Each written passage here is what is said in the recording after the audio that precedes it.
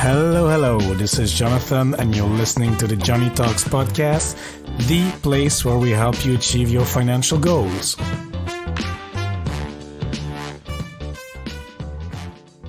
Hola, amigos. Hope you're having a great day wherever you are. And if you're a new listener to the show, special warm welcome to you. I really appreciate you tuning into the show. And if you're a returning listener, welcome back. I appreciate it even more. In today's episode, we will speak to my friend Sienna from Before and After. As a child, Sienna already enjoyed decluttering her books and toys, and this passion has stayed with her up to this day. This eventually led her to launch her own professional organizing business here in Luxembourg. We will discuss how she helps her clients organize their belongings, what the benefits of organizing your stuff can mean to you, and of course, we will make the parallel with managing your finances.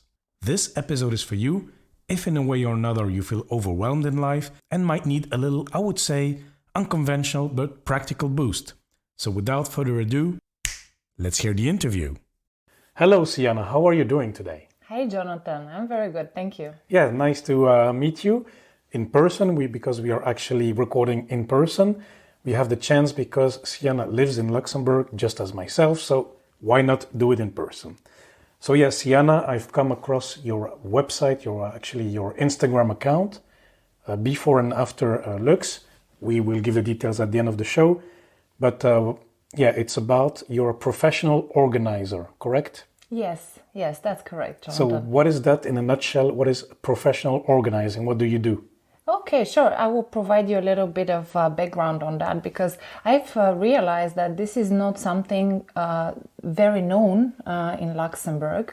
In fact, in the States, that's already quite a popular occupation. There are a lot of professional organizers out there. Here in Europe, it's a little bit less known, but in a nutshell, what people like me are able to help with is basically put in place a system in your home, in your office, which works for you, which really finds a way to organize your belongings in a way that it's really tailor-made to your needs. I would see a professional organizer sometimes even a little bit as a therapist, because that's a person you can really rely on, and that's a person who can guide you through the whole organizing journey. So I'm going to make a silly joke, but are you the Marie Kondo of Luxembourg then? Is that how I need to understand it? Okay, Jonathan.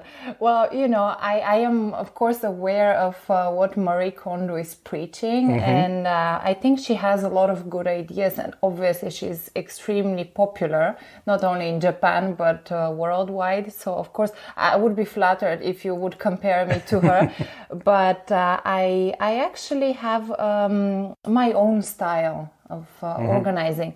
And of course, I use different methodologies.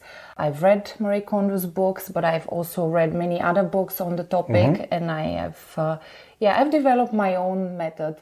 And I would say a main difference with Marie Kondo's methodology is that I don't actually tank my clothes when I have a client session and when we go through the decluttering process. Okay, but besides this difference, basically you're kind of doing the same stuff just for the listeners at home or in their car to understand what you do. It's really to help organize their stuff. So people come to you with, messy houses or something they want to organize better, and this is what you help them with. Yes, absolutely. For me, it's really important when I meet someone to really discuss in detail during our first session about their needs, because sometimes I realize that the person might need maybe just a workshop, or they really prefer a hands-on organizing session together, or something else, really. And in addition, sometimes when people have to move, which is the case for a lot of expats here around us, I help with the decluttering process before the actual move, which makes life so much easier when you have to move to another city, country, and also the same goes when you're moving to somewhere else and you need to unpack, and then it's very helpful from the get-go to have all your belongings organized well. Yes, and actually it's funny because I wrote a post actually last year about it, and this is really exactly the introduction of the article, because I've moved around, and I lived in Oslo before. I mean, some listeners know. I lived in Paris as well 1 year, etc. I'm from Belgium, so yeah, I've moved a bit around. And one thing I noticed is that every time you move, you have all this clutter, magazines, Yes. whatever, some that you maybe didn't even read, some clothing, some, I don't know, whatever local stuff. And every time you move, it's a good time to purge. Yeah. Okay, you have all this stuff. And then I think the last move is from Norway to Luxembourg. And then I did a lot of giveaway, get rid of stuff before moving, because then it makes it easy and lighter to move, less stuff, less trouble. And then you come here, but the problem is that usually during all those moves, you declutter stuff, but then you move somewhere and then you start to accumulate again. Yes, that's true. Yeah, that's true. But now, since I've moved a bit around, and I think that was maybe the spark for me at least, to get rid of stuff, to make it lighter or easy every time I move. I mean, I don't know if I will live forever where I live now. Maybe not, maybe yes. But at least I want to make it a bit more efficient next time, and still I want to reduce, but it's not only about the moving. So for me, having less stuff is something I talk about regularly, or I publish about it because I really enjoy it. I'm not a pure minimalist like you can see on the TV shows, like with 2 chairs in your living room. I mean, I like to have guests as well, but it's more about, look, I want to have less stuff, but better stuff, and I don't want to occupy my mind with a lot of things that surround stuff. Meaning, for example, I have an example, is that the more items you have, the more belongings you own, you might need to maintain, to replace, to buy batteries. So this is something I hate. That's exactly what I tell all my clients. I've had an example with one client, and we were organizing her closet. And, we went, of course, through all the belongings, did a very thorough review process, and I grouped similar items together.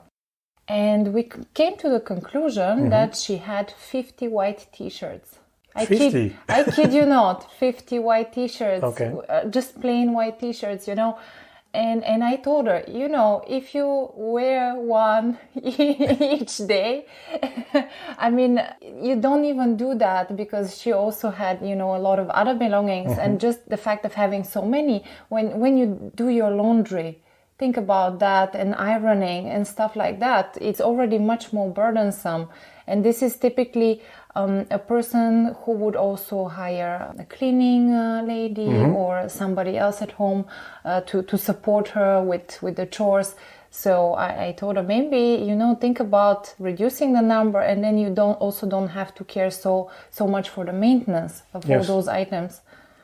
Yes, and one observation I had is, I don't have 50 white t-shirts, but you own, before you do such an exercise, or you realize when you move, or even on other occasions, that you have much more stuff than you think. Because, when you move, it's obvious. But when you stay in a place for a while, I remember the story that a lady, when I was living in Norway, she works in a hotel, and she was saying, look, for Christmas, the hotel is having a giveaway, and we are looking for gifts, clothes, whatever, things that is in good condition that we could repurpose to give. And so I was like, okay, that's a good idea. I could take the idea and get rid of stuff, still in good condition, and then it's perfect. So I started to pack towels, some white t-shirts, less than 50. But I started to pack stuff, and I realized slowly, little by little, that I went to this hotel with a very heavy box. So, I thought, okay, I will go with a small bag, a few items to give away. But in the end, I had a full box. I was like, okay, wow. Yeah, but it's true. Then I was like, okay, then it's all stuff I can give that I don't need, or, I can live with less. Yeah, absolutely. So then you're a true believer. Well, I don't know a believer in what, but at least, I like to reduce the possessions, but as well, I like the simplicity, because the less stuff, so no maintenance, less time wasted. Maintenance means money as well. We can come back to that later, but it's the simplicity and living.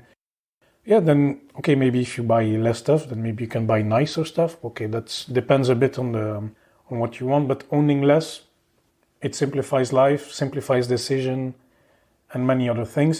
But then I have a question to you, Sienna, because the customers, the clients that come to you, okay, maybe they find you on Instagram, but they really look for an organizer. I mean, what are their issues? I mean, I'm just trying to put myself in the head of your customer, because they like, oh, I have a messy life, or I want to reduce. What are their main concerns or questions? Why do they reach out to you?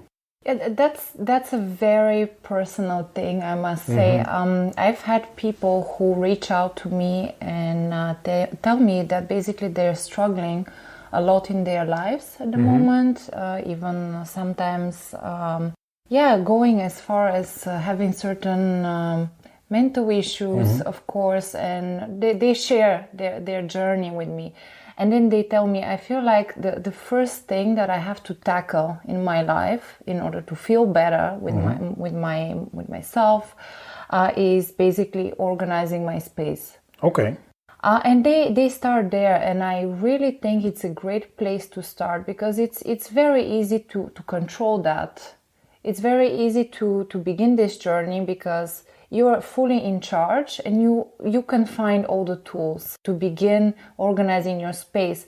And also for a lot of the people, including myself, what I've noticed is that once this transformation is done at home, especially, people start feeling different. And these positive changes really translate into other areas of their life. It might sound crazy sometimes to people, but really, if you take the time, really, and dedicate the time to organize your things, it's a way to care for yourself. It's a self-care strategy in a way. And then when you really dedicate yourself to this, you start noticing a lot of changes coming to you. Okay, that's interesting. And I can see how it works, at least from a brain perspective, from a habit perspective, because if you have everything organized after a while and you get into the habit of maintaining that space, I can see that your brain is more free. So then you can focus on other things. Absolutely. You have more energy, you feel lighter, and you also have more inspiration because your space is clear. It's and your mental space is not invaded by different... I can see it in the morning, for example. If it's not too cluttered, if it's simple and, your clothes are ready, or, you wake up, you go to your room, to your kitchen, you make the coffee, and then you start your day.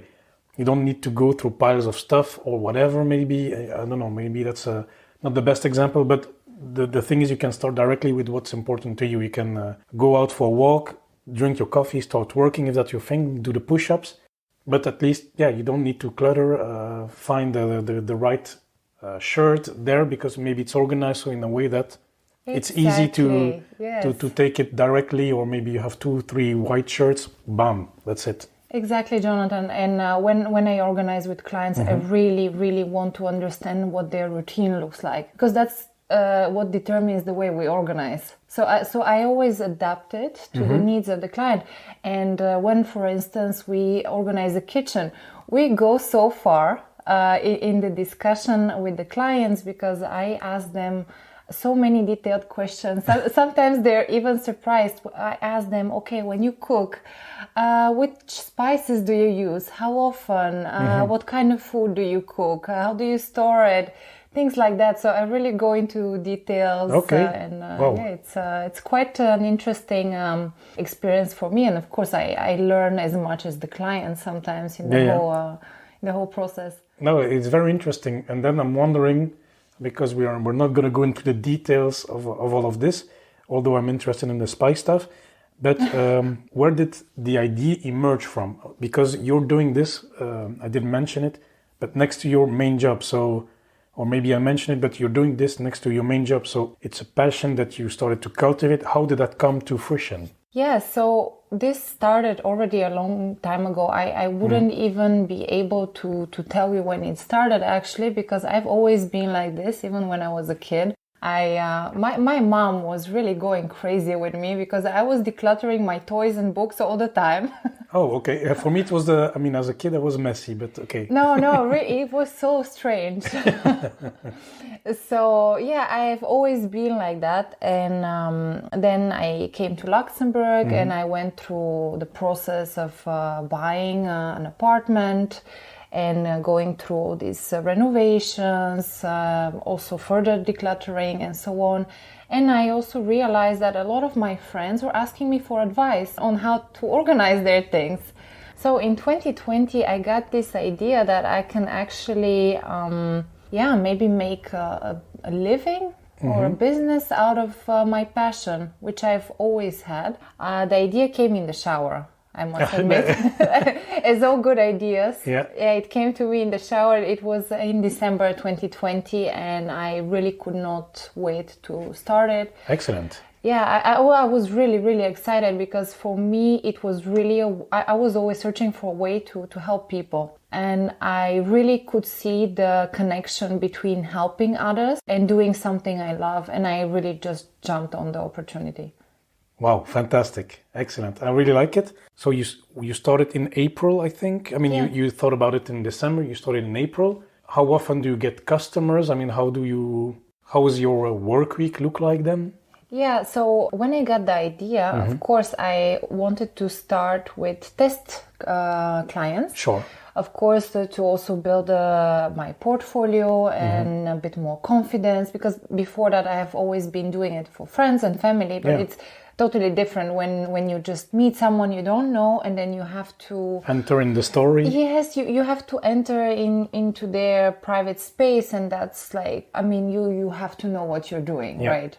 So alongside reading quite a bit of literature on the topic, I also started doing test clients. And then in April already, I was also done with all the formalities needed to launch a business here in Luxembourg. Sure, yeah. So then I started. And I must say, the need was there.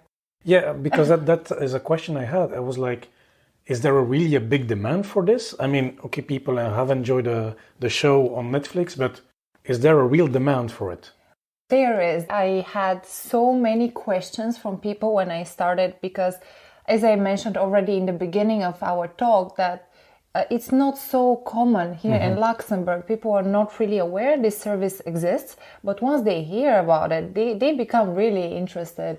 So I had a lot of, I was even surprised, I must say. Okay, cool. So busy when my project launched, and now it's consistently busy with different people who just hear about this service that exists and become very interested in it. So I'm of course looking forward where this is gonna take me. Yeah, exactly. That's interesting. And then I want to bridge a bit your activity, this decluttering, this reorganization, with finances. Because, okay, we are here on the Johnny Talks podcast. We're not on the Marie Kondo podcast. Sorry about all the Marie Kondo jokes. But how do you see a link with all this reorganization and money or personal finance? Well, I think you already touched upon that in the beginning when we started talking, especially also about your experience when you were decluttering things and you realized that you accommodated a huge number of things that you didn't actually need. Correct. But then you needed this realization, this wake-up call to see all those things together, to realize that actually these were too many things for you and that you didn't need them. Well, just think about that. If you have visibility on all your items at home because they are organized properly, can you imagine how many things you would just avoid buying? Correct. Yeah, that's already a big saving there. Absolutely. Or I can even give you an example. It's a funny one. It's from a client of mine. We were doing this kitchen and pantry project. And this couple, they really enjoy baking a lot. Okay. So, of course, they have the different materials needed for the baking. And we were doing the reorganization of all that baking stuff that they need and have. And then the lady, she realized that they're missing a certain ingredient. and her husband was at the supermarket at the time while we were organizing, and she told him to buy it. And then while I was going through their things, I actually found 5 packages of what she wanted to buy, and they were all unopened, and they were not expired. So I told her, this is exactly what I'm trying to show you now, that you just have to have visibility of what you have. And then she called her husband. They didn't need to buy that. Of course, that's a very small example, but that goes for everything. So that was a funny one for me. No, very cool. And because how is the process? I mean, if I'm your customer or anybody who's listening in Luxembourg, how does it work? I say, look, could you come and assist? Is that one session that you go through, or is that a follow-up and everything, or how does that work? Again, very individual. Okay. I offer a free initial session because I think it's important that I become acquainted with the client, and also the client feels comfortable with me. Because again, I come to their space, so they have to be convinced and comfortable with who I am and my approach. So during this initial session, we talk about all these things. Yeah. It can be done in person, it can be done virtually as well. Oh, very good. And as well, one parallel I can make is the maintenance that I talked about. So as well, big saving, you buy less stuff. Second, you need to maintain less stuff. And then as well, the principle of organizing is something I wanted to come back to, because you say, people are organized, it's simple, but then it sparks new habits, because by trying to maintain and getting new habits to clean your space, good habit sparks new habits. Absolutely. So this can spark into, suddenly you will seeing yourself exercising more. You will see yourself maybe being more careful with money. And I'm not saying this because I'm in personal finance and stuff, but I read it. It's in a book, The Power of Habit, actually. They call it Keystone Habits. They really say, you don't understand, it's not proven scientifically, but we have observed it. Yeah, absolutely. I've observed it as well with my clients. And then with money, then maybe this clarity in your possessions maybe will help you to try to get clarity on your finances. Make a picture of an inventory of what you have, of your accounts, of your debts, of your bills, of what you track your finances with. You will not do it straight. You need some guidance maybe, but at least maybe it will make you more conscious of this. Absolutely. For instance, when I've had projects, for instance, doing a home office, that very easily translates into organizing your documents. And organizing your documents translates into organizing your bills. And when you've organized your bills, you can clearly see that there are some things that maybe you can cut out. As well. Or some unnecessary subscriptions that you never use, but you never really realize. Yeah, it's €8 a month or something. Oh, absolutely. Yeah. And I have talked to so many people, and they have so many of those. Or a very good example, I've talked to some clients, they have these vouchers. I forgot more than one myself. Huh? Yeah, you see. So I try to spend them straight.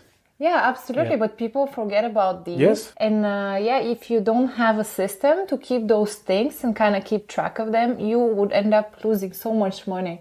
Yeah, it's true. It's incredible. Yeah. Be careful with gifts because it's the thing. Oh, voucher. Okay, I need to spend it in the week or whatever.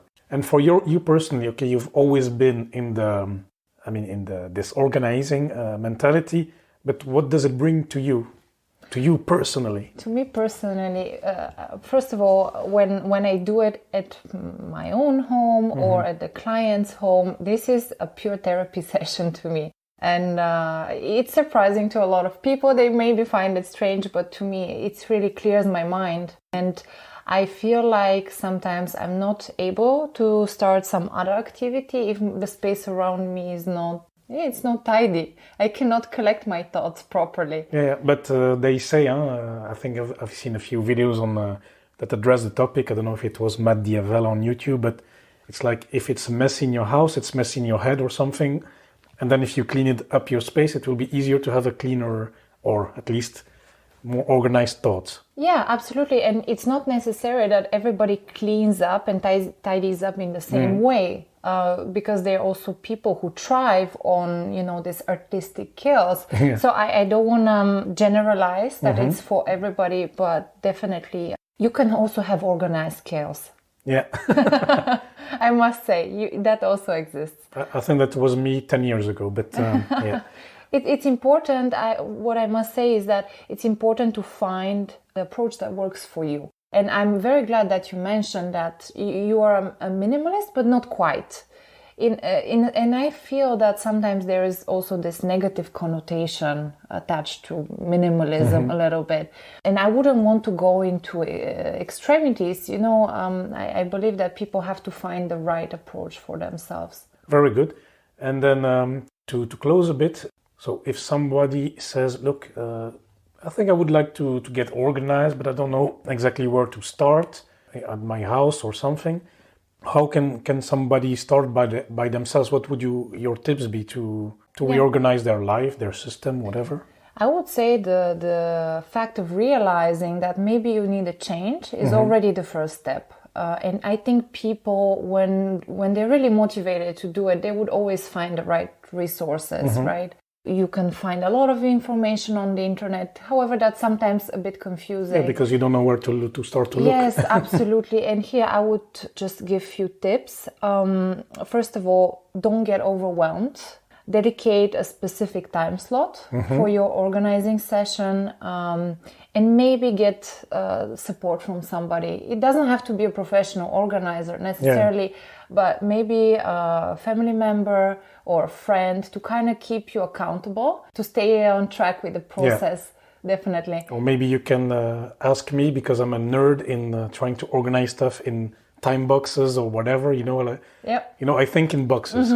Maybe somebody's a bit more organized chaos, but sometimes I'm like, no, we need to do this in 5 minutes, 10 minutes, 1 hour, we take your room, we need to get everything out. I mean, I'm thinking like this, but... Yeah, that's in order to start. To start, at least, and then, people are... Afterwards you can, of course, after you're into this decluttering and reorganizing journey, then you can develop certain habits out of that. But in order to start, you really have to give yourself a boost. Let's be honest about that. And allow yourself to learn why this is important, really believe in it.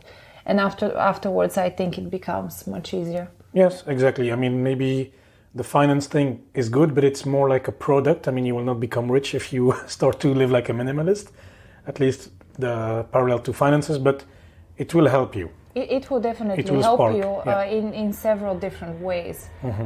Okay, no, very good. So, Sienna, I think it was great. I had a pleasure talking to you. But before I let you go, we always have our 3 quick fire questions. So, okay. Are you ready? Oh, born ready. Okay, we didn't really talk about it, but number 1 question is always, what has been your best investment so far? All right. Now, you can probably guess that wouldn't be something material. Yes. I would say I never regret spending money on travel.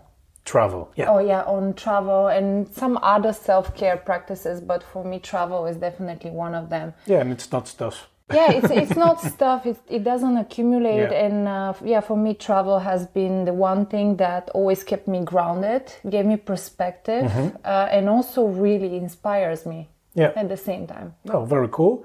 And then number 2 is there a favorite book you can recommend to anyone? Yes, there are many. Well, I have to say I'm definitely a Harry Potter fan girl. That works. But also there is another book that is a little bit more practical now, and maybe also would be relevant to your listeners. It's written by an American journalist, and it's called The Subtle Art of Not Giving a Fuck. Yes. Yes, that one. I've read it, as well. Yeah. So for me, this is like really direct, really honest take on things. And I think from time to time in our lives, we need a slap in the face. Yeah, exactly. I mean, I think I reviewed the book. Oh, you did? Okay. I did. And To put it mildly, I said it's a brutal slap in the face or something. But I enjoyed to read it as well. I mean, there's too many F words in there for me, to my taste. But, I mean, the conclusion and the spirit, I like it. And then the third and last question, what is a purchase you can recommend for below 100 euros? Okay, well, that's an interesting one. Here I would probably say that it's very good to invest in a really good pillow. Oh, where? yeah, and that would be one purchase that I've made under 100 euros. Very happy with it because I think, investment in good sleep is investment in your health and a lot of other good things. Exactly, sleep is crucial. And very good. So yes, Jana, you're on Instagram, you have a website. Where can the listeners find you and maybe become a customer? So thank you, Jonathan. Everybody could feel free to check www.beforeafter.lu. And on the website, there are links also to the social media channels. Yeah. So as you heard, people can approach me for an initial session to discuss their needs and projects. No, very good. I will link it all in the show notes so people can find you. So very good. So thank you again. It was a pleasure. It was a pleasure for me as well. Thank you so much. I hope that you enjoyed this episode and that you learned something from it. And if you found it useful, please make sure you share it with a friend. Or you can also rate the show in your favorite podcast app. This will help the show to grow. So if you do so, thank you very much. And now let's go through the key takeaways for today. Number 1, organizing and decluttering. Group similar items and see if you have already many of the same. For example, those 50 white t-shirts. More stuff means more maintenance, so this can quickly become burdensome. And don't forget that you probably own much more things than you need. Less stuff means more simplicity in your decisions and in your life. Number 2, reorganizing to deal with mental issues. Reorganizing your space actually can act as a therapy. It can be the necessary first thing to tackle in your life. It is very easy to control. You are in charge. It is a way to practice self-care and it can help you transform your life. Number 3, business ideas. What do your friends ask you about? Could this skill or knowledge of yours turn into a business idea? That idea under the shower, write it down and act upon it. Who knows where it can take you? And then, to start, do some test clients before starting your business. Check out the market demand. It's a similar idea to a minimum viable product for those who have read the Lean Startup. Start with a test and see how the market responds. Number 4, what's the link with personal finances? If you have visibility on your items at home, you will avoid buying things twice or more in the first place. And that's a saving right there.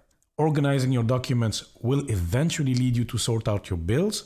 You will then be able to optimize your subscriptions or even found those, unused vouchers you got for your birthday last year. And then, by starting the habit of organizing your stuff, you will naturally get your finances in order. And then, last but not least, where should you start? Realizing you need a change is the first step. Do some online research, there's a lot of information out there, but don't get overwhelmed. Dedicate a time slot for your research to start your journey, and then as well get support for someone to make you accountable, can be a friend or family member. And then an important point to close off, learn why it is important for you, get started, and the habits will develop themselves. So that was it for today. Thank you so much for listening. It really means a lot to me. Make sure you subscribe in Apple Podcast. And of course, please do not hesitate to contact me. If you have any questions or feedback, send me an email, john@johnnytalks.com, or connect through social media at Johnny Talks on Facebook, Twitter, and Instagram. And amigos, once more, thanks so much for listening, and I'll speak to you next time.